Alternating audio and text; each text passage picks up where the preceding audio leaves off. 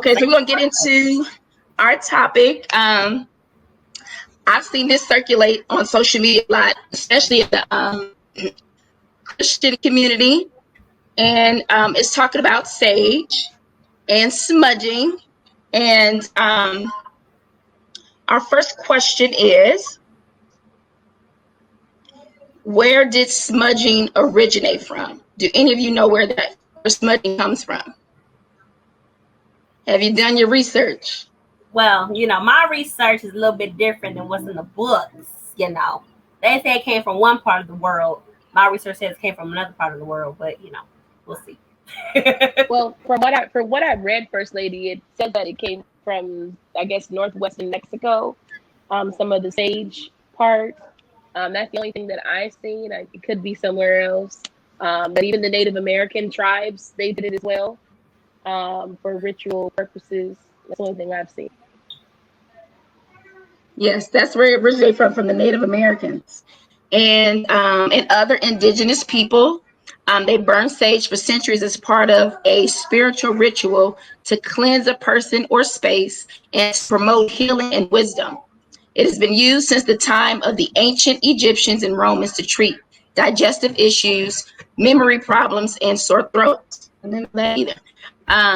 If you're not Native American, you minimize the rituals in which they believe. So using sage as like, oh girl, I'm cleaning out these negative energies. That's what we do now. It's the negative energies. I'm getting the negative stuff out of my house. Blah, blah. You're really minimizing somebody else's religion, right? You're lowering what they use it for as something sacred, and you're using it as something, girl, I'm put this sage and I'm getting rid of these demons. And ooh, I mean, I like sage.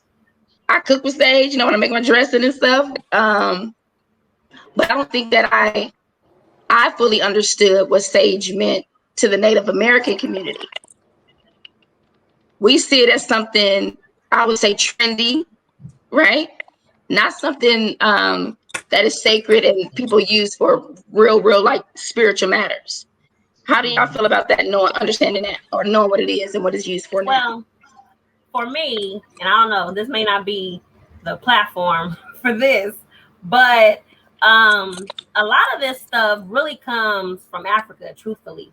A lot of this stuff comes from African spirituality and how they worship God and how they saw God. And they did too use it as something sacred. I've been born in church, child. My eye was open in church, and my mom was a traveling evangelist. So we used to go to different types of churches, and a lot of holiness churches, they would use it when they would cast out demons, because they would say that the scent of it, demons didn't like the scent. Demons don't like things that have a sweet smelling savor. So a lot of people say that it opens up the door for demons, but those who believe in it in that way, they believe that it actually drives out all energy. It drives out all negative energy, good energy, and it's something that the spirits can't handle. Now, whether that's biblical, no.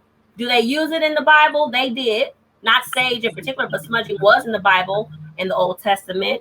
If you're part of the Catholic faith and you go to a service, they will smudge the remains of the person who passed away. I've seen it, my uncle, he was Catholic, and they have the little canister and they smudge, bless the body. Let it be a sweet smelling savor before the Lord. So it's interesting to see it now. What I dislike is, I would say, some cultures have capitalized on it and made it commercial to where it has taken out any type of sacredness to it, whether you believe in the Native American portion or the African portion. We see that with a lot of things that came from other cultures. Certain cultures took it, made it their own, and now they're spreading it as one thing, and it's taking it completely from what it was.